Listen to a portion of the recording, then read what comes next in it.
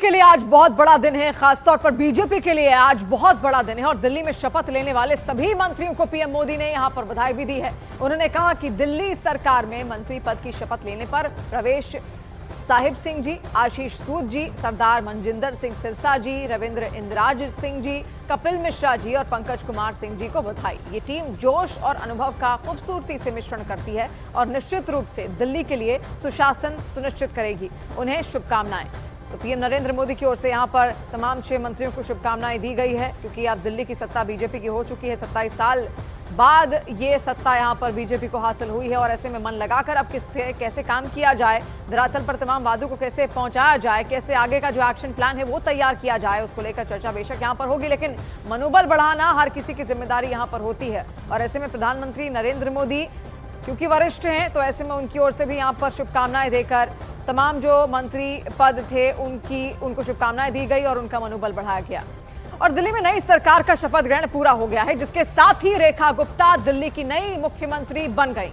रेखा गुप्ता दिल्ली की 9वीं मुख्यमंत्री हैं। इसी के साथ 4थी महिला मुख्यमंत्री भी हैं रेखा गुप्ता। रेखा गुप्ता के अलावा 6 मंत्रियों ने भी आज शपथ ली, जिसमें परवेश वर्मा, आशीष सूद, मनजिंदर सिंह सिरसा, रविंद्र इंद्राज, कपिल मिश्रा के साथ ही पंकज सिंह का नाम भी शामिल है।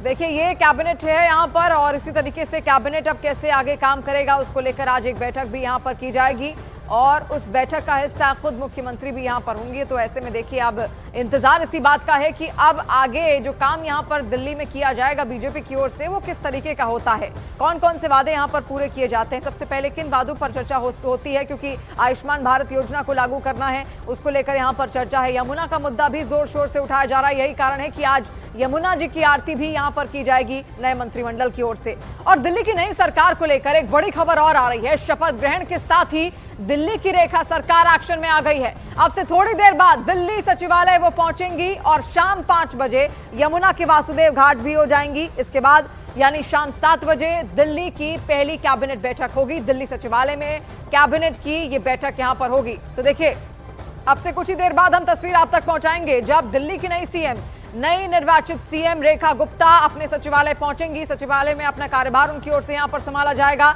और वो तस्वीर हम आप तक पहुंचाएंगे। अलग अलग मंत्रियों की भी वो तस्वीरें हम यहां पर पहुंचाएंगे सचिवालय से जुड़ी हुई। उसके बाद आगे का जो कार्यक्रम है वो है रेखा गुप्ता का यमुना घाट जाने का। यमुना घाट वो जाएंगी, वासुदेव घाट वो जाएंगी और वहां पर यमुना पूजन उनकी ओर से किया जाएगा।